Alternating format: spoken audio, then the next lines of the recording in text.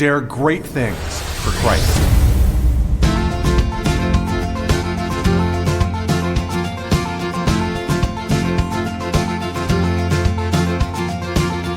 Christ calls us to dare great things.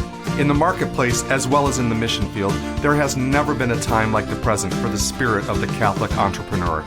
Now is the time for men and women of great courage and great vision to engage our church and our culture. Now is the time to dare great things.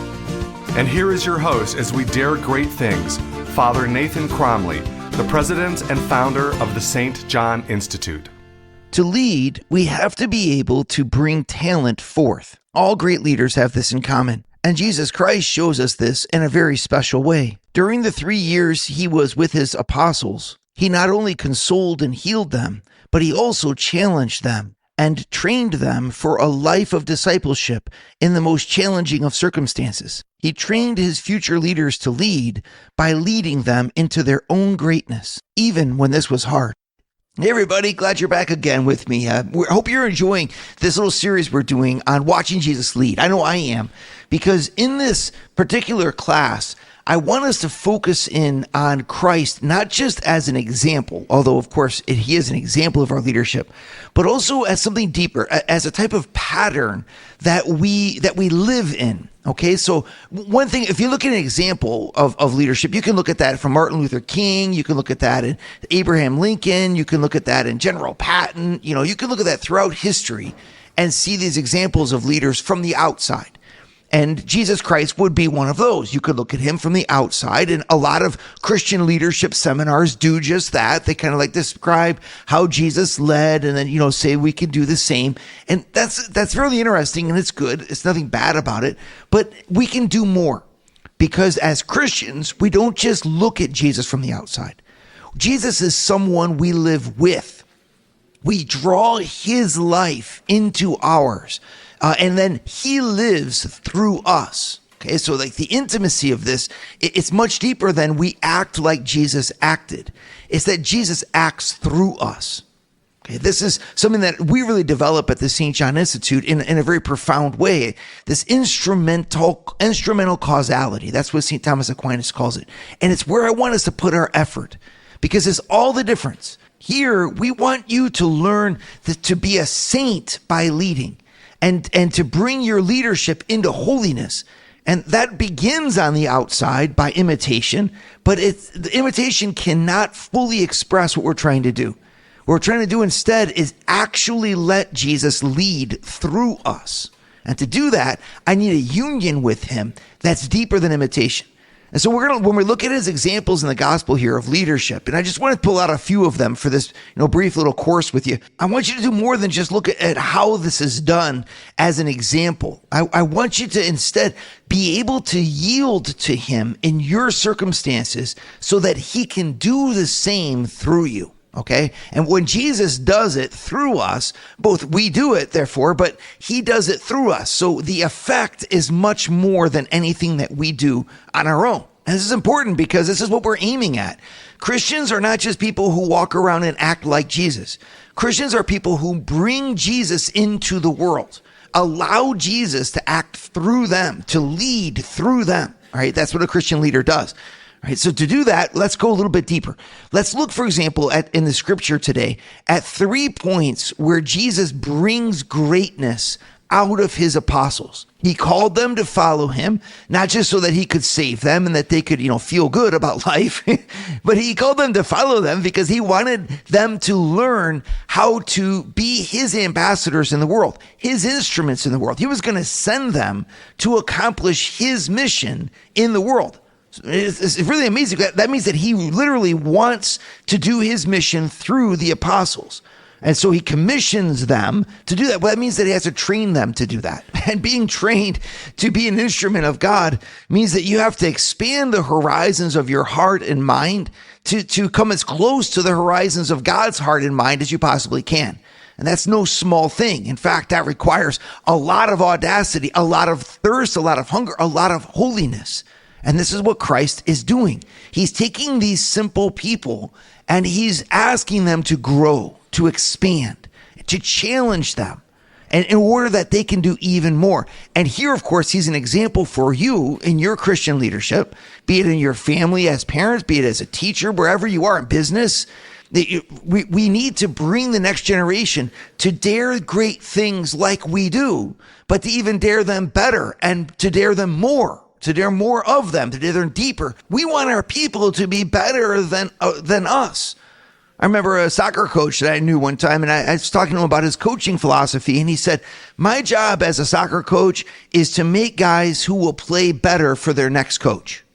What a neat philosophy. If we were to do the same thing in the business world, right? Of course, we don't want to lose our talent. It's super important we keep our people working for us. But at the same time, what if we had that? My goal is that my people learn to be even better engineers, even better, scientists, even better repair people, whatever they do. It's like my job is my people to train them to do their jobs even better, even if that means that for the next guy that they work for. It doesn't matter. But that's the philosophy that Christ brings into his apostles. He does not say to them, in other words, I'm limiting you to me. No, he actually says, you will do greater things than I have done. It's right in the Gospels. You will do greater things than I have done. Now, of course, you have to understand that properly, is that something they do in and through Christ. But he literally says that beautiful quote, you will do greater things than I have done. Can we not look at our people? Wouldn't it be wonderful if they heard their bosses turn to them and say, you will do greater things than me. You'll be more successful than me. My job is to make you a better worker, a better person, a better manager, right? And of course, that is our job. The moment we start suffocating our talent is the moment that we've betrayed the reason we have power.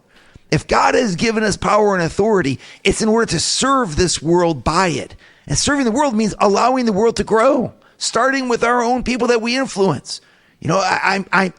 Everyone loves somebody who brings life to them.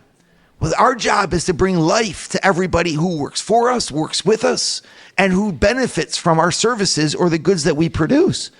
Well, and what will we be? We'll be loved by those people, of course, but we'll also be willing to be surpassed by them. Just imagine the joy of a child, right, who hears his dad or his mom say to him, you're going to be better than me. I want you to be a better person, holier. And I'm aiming you towards that and training you towards that. Every person wants greatness deep down inside because greatness is synonymous with happiness. I'm not talking here about greatness in terms of the world or worldly accomplishments. I'm talking about a fulfillment of self, right? Every person seeks their own fulfillment. This goes all the way back. You can read about this. The Greek philosophers, they say this. The one thing everyone seeks is happiness. Aristotle even goes so far as to say it's impossible for a person not to seek happiness. Because even if they seek what seems to be destruction, they seek it because it seems to be something that would make them happy. That, like it or not, all of us are aiming for something we deem to be good. It's just that our what we deem to be good might not be good for us. And that's, of course, education, is then teaching people what is truly good. But when we do that, we're also aiming them, pointing them towards a fulfillment that we want for them. Right? This is the role of a leader, therefore, is to allow someone to go from what is potential in them to making that potentiality actual. And that's what I mean by greatness. By saying, I want you to be more yourself, more fully alive tomorrow than you were today. I want you to be twice as happy today than you were yesterday, and only half as happy today as you will be tomorrow. Right? Like, wouldn't it be great to have that attitude? Well, that's the attitude that Christ had for his apostles. He didn't have power in order to keep it isolated at the top. He had power in order to share it by empowering those who were entrusted to him. This is the light that I want to look at with you because we can see it clearly in the biblical texts. Would you like to hear more from Father Nathan? Join the St. John Leadership Network and receive a 2-minute glance at the gospel every Sunday morning right to your phone. To learn more, go to www.stjohnleadershipnetwork.org/member and join for free today. Watching Jesus develop his people is just a gift, right? And we see is developing his apostles. I want to focus in on one scene in particular that really I find one of the most poignant passages in Scripture. I want us to look together. Turn your Bibles. We're looking together at Matthew 14, verses 22 to verse 33. Okay, this is the famous scene where St. Peter walks on water.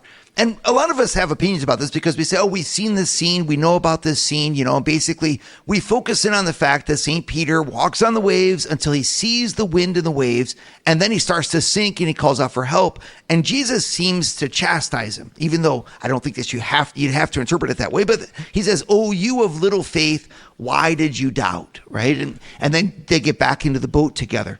And I think that you can say a lot about this from all kinds of different angles. What I want to focus with you on is the fact that Jesus literally calls Simon Peter out into the waves. I mean, literally. When you think about this, what kind of leader would invite his follower into a life-threatening situation? I mean, just look at the details here, right? So immediately it says, verse 22, he made the disciples get into the boat and go before him to the other side while he dismissed the crowds. What had just happened? What had just happened is Jesus had just fed 5,000 men, and it even says, not counting women and children. So if you count the women and children, 15,000 people, right? Miraculously, with nothing but 5 loaves.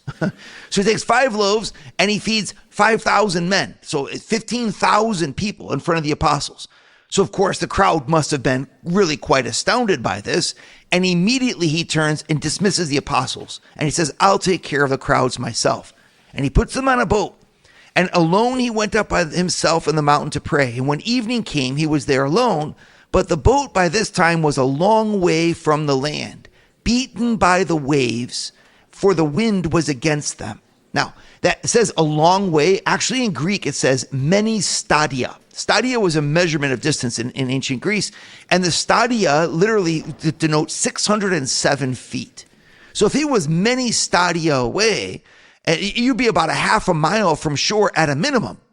Okay, so now if you think of it from that perspective, that's quite a distance. And the reason I'm bringing that up, I just never hear anybody literally saying that when Jesus walked from the shore to the boat, even if he was walking at 1 mile an hour, which is reasonable considering the waves would have to be big enough to swamp the boat, right? So if the waves were threatening the boat's gunwales on an average fishing boat from that time were about 4.5 feet, from bottom to top. Right. So if that's sitting in a boat full, you'd have to have at least 3-foot waves to be able to crest over the side of the boat. So if you have 3 to 5 foot waves and Jesus has to walk on those waves, well, if there are many stadia from shore and a stadia is 600 feet, you're seeing Jesus walking at 1 mile an hour. It's a 30-minute hike from the shore to the boat. Okay, so just do the math on that. You can compute that in different ways if you want, but it's to show you this is really astounding. He would have walked for quite a distance on that water to catch up with the boat. And he's standing there then on the waters, and the boat is being beaten by the waves. You can imagine this. In the 4th watch of the night, it says, he came to them walking on the sea. So 4th watch of the night, it means between 3 a.m. and 6 a.m. He literally had left them out there, in precarity, in danger. I mean, if anyone isn't scared by this scene, you have not been in a boat and stormy seas. When you realize that your life is hanging between this one little plank between you and the sea, you and death, is in the middle of the night. They didn't have any light. It would have been a stormy sea, right? So you'd have cloud coverage over the top of you. There would have been a little oil lamp on the front prow of the boat. Hopefully that was kept burning. I don't know how in a headwind. But even if you had some sort of light from the moon, if the clouds had broken, I don't know. But they're in the dead of night, being beaten by rowing against the wind. If you've never tried to do this, put 12 people in a boat and some oars and see what it feels like. This is misery. And he lets them go through that all the way to the very dark of the night. And at that time, he comes to them walking on the sea. It's such a display of power. It's similar. It's like a parallelism between this display of power for them and the display of power that he had just done for the crowds, feeding 15,000 of them. Now, when the disciples saw him walking on the sea, verse 26, they were terrified and said, "It is a ghost," and they cried out in fear. What a detail. You imagine the sound of the 12 apostles crying out in fear. I can't even imagine really what that would sound like, but when I imagine it, it just always strikes me as it really would have been astounding. 12 men in the boat screaming in fear. Like it is a ghost, and to one another, right? The terror that would have gripped them in that boat. You're terrorized by the waves. You're exhausted after rowing for the whole night in the middle of the night, and then suddenly fear grips you. The state of their mind was just really I don't even know how to describe it.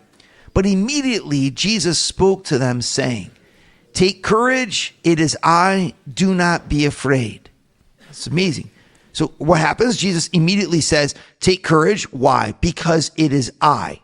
That's so reminiscent of exactly what God says to Moses when Moses is afraid to take the Israelites from Egypt into the promised land. He says, "There's no way I can do this." And God simply says, "It is I."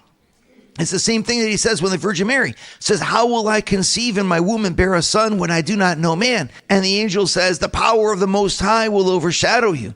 I mean, God's answers to our questions are not always precise, but they are always consistent.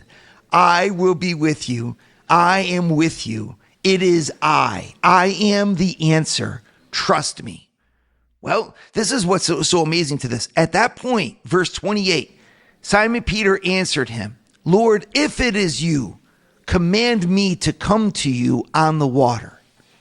Now, what in the world could have possessed the heart of Peter enough to make him want to come to him on the water? He had literally just been afraid and exhausted in this boat in the storm. The last thing you're going to do is leave the only security you have and walk on water. Nope, nobody does this, all right? The other 11 apostles are sitting there looking at him like he must be crazy. I mean, you have to climb over the wall, right? Already rocking the boat. How do you get your first foot on the water? I mean, does he sit on the gunwale and then swing his legs over and then jump off? What is he?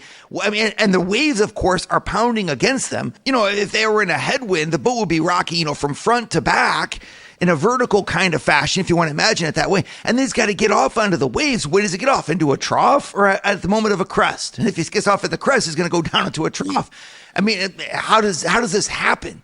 It's so amazing. How does he even get that idea? It's the last thing anyone would think about doing, is getting out of the boat into the stormy sea. And yet it's exactly what Simon Peter asks for. Now, why? What was there? And notice he says, "If it is you." So there was something about Jesus that summoned daring in the heart of his apostles, and in the heart of Peter especially. There was something about him that said, you're not made to stay in port. A boat is not designed to stay in port, and you apostles are not designed to stay in safety and security. There must have been something, because on the other side of it, Peter wanted to be like Jesus. And there's Jesus saying, "I want you to be like me." Because he literally says, verse 29, Jesus said, "Come." So Peter got out of the boat and walked on the water and came to Jesus. And it's that dialogue that I want to dial in with you, because there's something about this. Already Jesus was inspiring his people, because Jesus himself was doing something amazing in their presence. And so he was drawing them to want to be like him, to want to do this amazingness. In other words, whatever he was making of something amazing, he wasn't afraid to say, "This is for you too." What would happen in our lives if we allowed ourselves to want to be that in for God, that we would be like Jesus, not in a way that would be manipulative of him or that would be false, but in a way that would be true. Because obviously you could say, well, we want to be like Jesus so we can make money, we can have fame. And I'm not talking about that. That's corruption.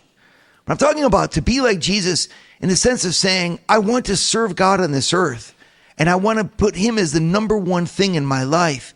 And that would require me to do things I've never thought I could do before, to stretch myself at the service of love in ways that I never thought I could be stretched. This is part of our Christian faith. Christ did not redeem us in order for us to do nothing with his grace because we're scared of being proud. If we were meant to do nothing, he would have told Peter, stay in the boat. Stay safe in the boat, Peter, And that's not what he says. Instead, he says, come with me onto the waves. Come with me into the danger. Be not afraid. Would you like to start your Thursday mornings with a scriptural leadership lesson? Join the St. John Leadership Network, where Father Nathan hosts a 30-minute call at 6:30 a.m. in all 4 U.S. time zones. To learn more, go to www.stjohnleadershipnetwork.org/member and join for free today. I just love watching Jesus lead because he does the most surprising things for us. His leadership is so different from the stereotype that those who don't believe or don't read their Bibles have made of Jesus. It's almost like so many people have misunderstood the scriptures. It's almost a mockery of him in a sense, because we undervalue the challenge that his life and his call represented and called for from the apostles. And maybe we undervalue that because we're afraid of the challenge ourselves. It's just so much easier to say, listen, God doesn't require anything from us. God doesn't expect anything from us. And that courage is really not even necessary. That religion is just really, as Lenin said, the opium of the masses. Right? And whenever you find yourself, quoting Lenin, then you know that you're in the wrong path, right? But there you go. The opium of the masses, meaning that commoners need this in order to feel better about life and about death. But that's not Christian. And I'm sorry, that's you haven't even read the scriptures. If you have read them, you haven't read them nearly closely enough. Because in this scene in the Gospel of Matthew, we have a passage of power between Christ and Peter that really just deserves our full respect.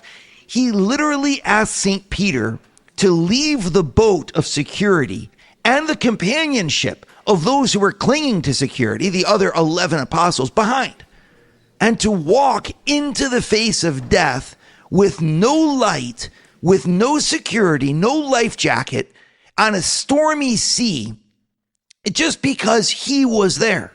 The only thing Peter knows is that Jesus is there. Well, I shouldn't say the only thing, because the other thing that he knows is that Jesus wants him to be with him on the waves. Why wouldn't Christ have taken a boat?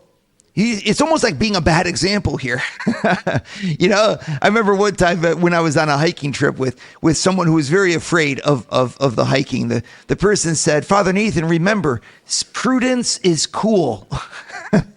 Because they were very afraid, and I agree. We're always very prudent on our trips, we're very safe. But that I just love that quote, and everyone started laughing because they knew it was coming from her in a place of fear. Prudence is cool. Well, I'm like, well, prudence would also say if just stay at home. If you're trying to go into the mountains, there's going to be some element of discomfort here, right? Well, in the same way, if we're going to live a life as a Christian disciple, well, why is it that our one qualification of following God is that nothing bad ever happens to us in life? Isn't that odd? The one thing, and if anything bad happens to us, instantly we say, God, why did this happen? Who are you to do this to me? Right? Because we feel like we've been betrayed. Almost like God is some sort of amazing heavenly safety blanket that just wraps us in comfort and peace and joy. But when we do that, we also take him for granted. I remember being in the airport one time where this woman stopped me and she was trying, basically it's amazing when you find people that want to tell priests about religion. It's an amazing thing. I'm like, wow, okay, I'll listen. Because she was like, let me tell you all my thoughts about God. And I remember one of the things she said was, in the end, God doesn't give a darn anyway. But she didn't use the word darn. And I was like, what? She goes, he doesn't care. He doesn't care about what we do. She was giving me this whole lesson of that it came from, I have no idea where her own mind, I guess. This is not a biblical text. But here she was telling me that she was a Catholic who says that God doesn't care about our life. Really? I'm like, have you ever read? What do you mean? He died on a cross. He suffered. He shed his blood. What part of I don't care does it mean when John 3:16, for God so loved the world that he gave his only begotten son? But she wasn't even willing to listen to it. And most people today aren't willing to listen to it because most people today have reduced Christianity and religion in general to an excuse to do what they want to do with their lives. This is not what Jesus represents in the gospel. This is not what this scene. Jesus is telling him, get out of the boat. Walk on water in the middle of the night. And that water is so dangerous that it might kill you. The wind and the waves are real. And I want you to face them with no other assurance of your security than the fact that I am saying I am with you. And you're going to therefore be up and down on waves. Wind is going to buffet you. You're not going to be able to see where you're going. And I'm here to say that's where you're supposed to be. Isn't that amazing? You're not supposed to be in that place of security and comfort in the boat. You're supposed to be with me on the waves. There's this awesomeness. Why? Because there's a greatness in the love of Simon Peter that is only found when he embraces that challenge. There's a greatness in the identity of Simon Peter that can only be reached when he walks on water. And there's a greatness in our hearts in the same way that can't be plumbed unless we are willing to risk all of the excuses for mediocrity that we give ourselves in order to embrace that love as our only guiding light. The only thing that could make me have another child in this family is the love of Jesus and the love that I have for my kids. The only thing that could bring me to move and, as I follow my spouse on their career path from everything that I love and change cities and do all these things that I have to do is the love that I have for my spouse and therefore for God. Right? But Christ is like, I want you to not only touch that love, Peter, but I want you to stay in it. I don't want you to doubt. I don't want you to turn back, right? I want a Christian to be living at that depth of what they have, to say, I'm doing it all for you, Christ, every day, all that I do. That's that. Wow. That's a power. And that's the power that allows that Christian to then lead. I can only imagine when St. Peter went back into the boat and the other apostles looked at him a little bit differently. This is a man who just walked on water on a stormy sea out of the love of God. You don't think that rooted St. Peter in his authority as a leader, as the first pope? I'm telling you, it had to. And maybe that's exactly what Jesus wanted to do. He wanted his leader to dare love so that then the leader could lead in the right way. And it was true for Peter, and it's true for us. Dare great things for Christ. Share your feedback with Father Nathan. Send us an email at communications@stjohninstitute.org. That's communications@stjohninstitute.org. And visit www.stjohninstitute.org and sign up for our newsletter to receive updates from Father Nathan.